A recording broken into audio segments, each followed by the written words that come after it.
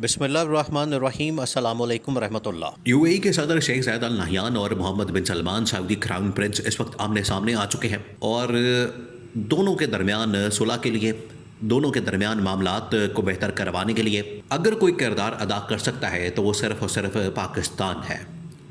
और पाकिस्तान के अंदर भी ये field marshal general Asim Munir, जिनके ऊपर दोनों का एतमाद है, मोहम्मद बिन सलमान का भी और यूएई का भी, दोनों इस वक्त एक बहुत बड़े फड्डे के अंदर पड़ चुके हैं। और ख़ास तौर पर ये देखिए, डिवाइड एंड रूल की पॉलिसी, ये हमेशा ये जो तागूती ताकतें हैं, यहूदी सलीबी सहूनी तागूती ताकतें हैं, ये हमेशा इस पॉलिसी को अपनाती हैं। उनकी जानिब से ये पॉलिसी अडॉप्ट की जाती है और फिर ये डिवाइड करते हैं, फिर उसके बाद रूल करते हैं। तो आलम इस्लाम को इकट्ठा करने के मतलब जो इमरान खान की पॉलिसी थी, बिल्कुल वो ठीक पॉलिसी थी।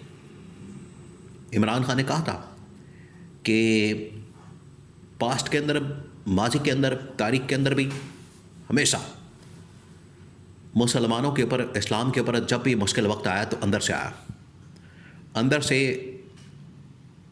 कोई ना कोई परेशानी, मसला, अंदर से कोई ना कोई बगावत होती है, अंदर से ग्रुप तकसीम होते हैं, अंदर से लोग तकसीम होते हैं, धड़े बनते हैं, डिवाइड होते हैं, ताकत का, इक़्तिदार का, पैसों का लालच दिया जाता है, जिसकी वजह से आलम इस्लाम की मुसलमानों की जो इत्तेहाद है, यूनिटी है, वो ख़त्म करती जाती है।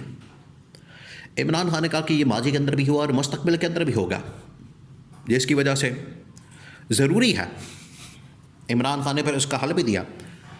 इमरान खान ने कहा कि ज़रूरी है कि इसी वक्त फ़िलहाल जितना जल्दी हो सके। देखिए, इमरान खान ने एट ए टाइम बहुत सारे फ्रंट खोले। ये तो आपको पता है, आज की जो गवर्नमेंट हुकूमत है, इनके पल्ले कुछ नहीं, ना अवाम में ये जा सकते हैं, ना कारकर्दगी दिखा सकते हैं, ना ये पॉलिटिकली चीज़ों को मैनेज कर सकते हैं, ना ये सियासी मुआशी मामलात को समझते हैं, ना ये सफारती मामलात को बेहतर कर सकते हैं। तो इनके पल्ले तो कुछ नहीं, ना इनके पास इतनी ताकत है, ना पावर है।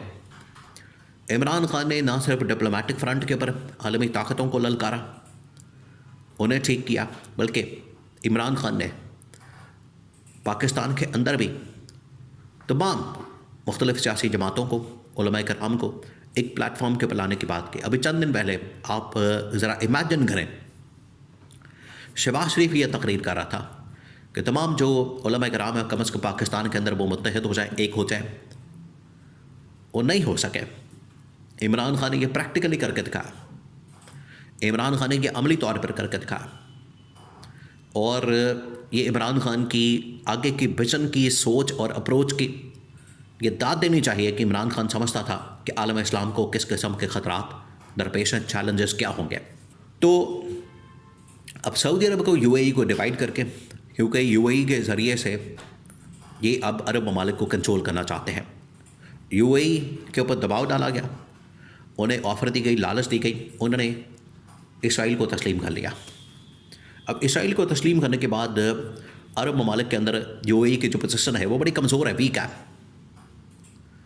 और अभी कुछ अर्सा पहले डोनाल्ड ट्रंप ने मोहम्मद बिन सलमान के सामने ये ऑफ़र रखी कि हम आपको इतने F-35 की ऑफ़र दे के ही यूएई को कन्विंस किया कि आप इसराइल को तस्लीम कर लें।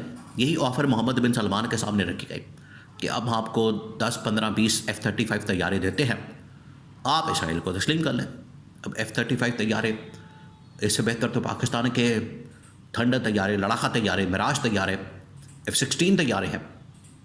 उनके अंदर कम अज़ कम इतनी ताकत तो मौजूद है कि राफ़ेल जैसे और रशियन तैयारे उनको मार गिरा सकता है। और अगर ये F-35 के साथ भी मुकाबला हो जाए पाकिस्तान के तैयारों का, तो आप यकीन रखें कि पाकिस्तान इनको भी गिरा देगा। तो असल में उसके पीछे होती है मैन पावर, आपके पायलट वो कैसे हैं, उनकी ट्रेनिंग कैसी है।